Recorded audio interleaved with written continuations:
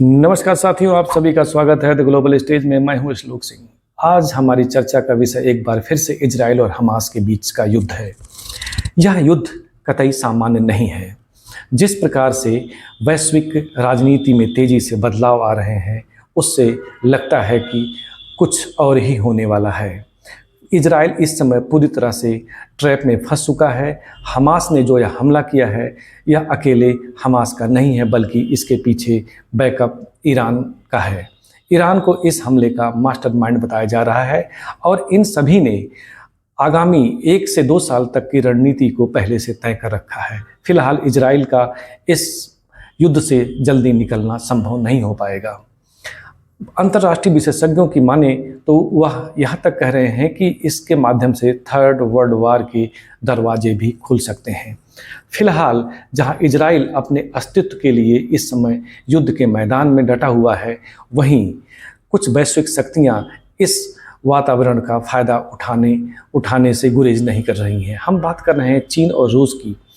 चीन जहां ताइवान और फिलीपींस में से किसी एक को निशाना बना सकता है, क्योंकि अमेरिका उनका साथ देने नहीं आ पाएगा, क्योंकि वह अभी इजराइल के साथ मध्य एशिया में फंसा हुआ है। वहीं रूस इस अवसर का लाभ यूक्रेन को सही से निपटाने में लगा सकता है, क्योंकि यूक्रेन पर अमेरिका और यूरोप का ध्यान नहीं रहेगा और रूस के लिए बहुत आसान हो जाएगा और यूक्रेन बिल्कुल भी रूस के सामने अकेले टिक नहीं पाएगा।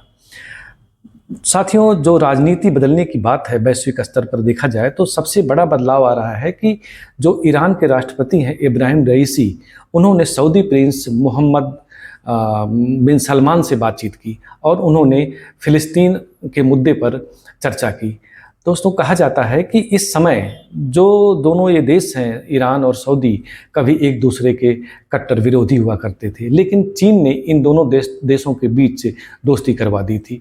इसके बाद अमेरिका कहाँ पीछे रहने वाला था। उसने भी चीन की दाल मध्य एशिया में न गले, तो इसके लिए उसने इजराइल और सऊदी के बीच के संबंधों को बेहतर बनाने का प्रयास किया। लेकिन इन दोनों देशों के नेताओं के बीच में आपस में जो बातचीत हुई है, इसके बाद लगता है कि अमेरिका की रणनीति कहीं न कहीं फेल होने वाली है। अब इसका नतीजा आगे चल के क्या निकलेगा, लेकिन कुल मिलाकर यह कहा जा सकता है कि सऊदी और ईरान फ़िलिस्तीन के मुद्दे पर एक है। अब ऊँट किस करवट बैठेगा, यह भी देखने वाली बात है। तुर्की हमास के साथ खुलकर सामने आ चुका है। लेबनान और सीरिया तो पहले से ही हमास के साथ कंधे से कंधा मिलाकर इजराइल पर हमले भी कर रहे हैं। फिलहाल ईरान के लिए इजराइल का कमज़ोर होना बहुत ज़रूरी है और इस काम के लिए उसने बहुत पुख्ता प्रबंध कर लिए हैं, ऐसा अनुमान लगाया जा रहा है। आने वाले समय में युद्ध के कई फ्रंट खुल सकते हैं। उधर चीन ताइवान के बीच या फिलीपींस के बीच खुल सकता है, रूस और यूक्रेन के बीच खुला ही हुआ है।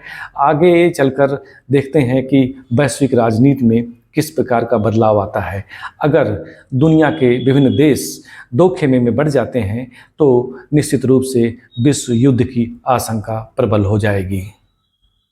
नमस्कार।